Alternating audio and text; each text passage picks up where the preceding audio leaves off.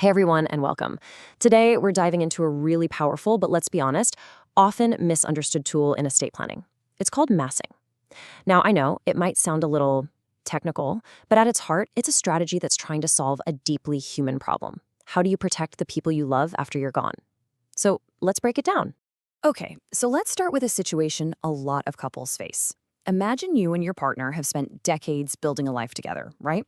You've got a home, maybe a family business, you've saved up a nest egg for the future. You naturally want to make sure that whoever lives longer is completely taken care of.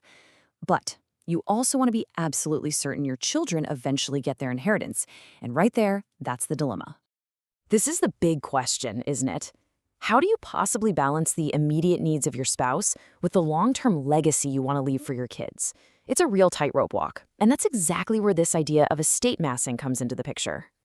So what is this thing exactly?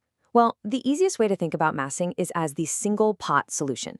It's a very specific agreement people can make in their will to tackle that inheritance dilemma we just talked about head on. At its core, massing is a choice. It's a choice you make in a joint will. So instead of each person's assets being dealt with totally separately when they pass away, you both agree ahead of time to pool everything together into one consolidated estate. It's a deliberate plan to treat yours and mine as ours, but for the next generation. So how does this actually work in practice? Well, it's basically a three-step process.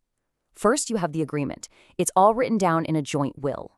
Then comes the consolidation. When the first partner passes away, their assets and the survivor's assets all get lumped together into that single pot we mentioned. And finally, and this part is absolutely crucial, we get to the trade-off. The survivor gets a benefit from that whole pot, but in exchange, they have to give up full ownership of their original share. But here's the thing, this whole process, it isn't automatic. Not at all. In fact, this is where the real drama of the situation begins. Because when that first partner dies, the survivor is left facing a truly monumental choice, one that's going to define the rest of their life. Just think about that for a second. Really put yourself in that position. Would you be willing to legally give up full ownership of your property, your savings, the things that are yours, all to honor the joint plan you made together? This is the decision the surviving spouse has to make. It's a profound question of trust and trade-offs. So legally, the survivor has two clear paths. On one hand, you can say yes. This is called adation. You accept the terms, your assets go into the pot, and you get that promised benefit from the will, like being able to live in the house for life. On the other hand, you can say no. That's called repudiation. Basically, you say no thanks, reject the deal, and you keep full control over your own property. But you also lose out on any special benefit from your partner's estate that was tied to that massing agreement. So you have to wonder, why would anyone choose a path that means giving up so much control? What makes this whole trade-off worth it? To really get that, we have to look at both the very compelling benefits and the very real catch. You know, the biggest motivation here is protection. Massing pretty much acts like a lockbox for the children's inheritance, making sure the family wealth is preserved for them down the line. It's designed to prevent a situation where, say, a surviving spouse might remarry and then leave all the original family assets to a new partner. And critically, it still provides for the survivor by giving them lifelong use of everything, the house, the farm, the business, even if they don't technically own it all anymore. Okay, but here is the catch, and it is a big one. Once you addiate, once you say yes, you lose a huge amount of personal freedom. You can't just decide to sell the house one day or take out a mortgage on the family business because those assets are now legally promised to the heirs. Your hands are tied.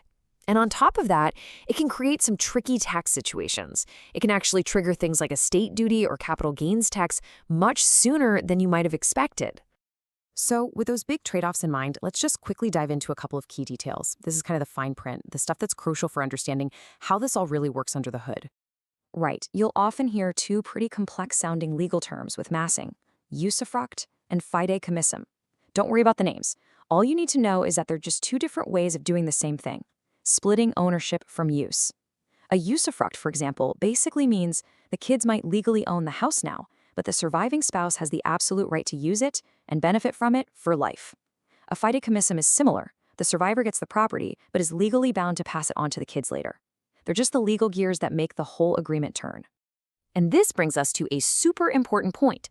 Do not confuse massing with your marriage contract, like being married in community of property. That's totally different.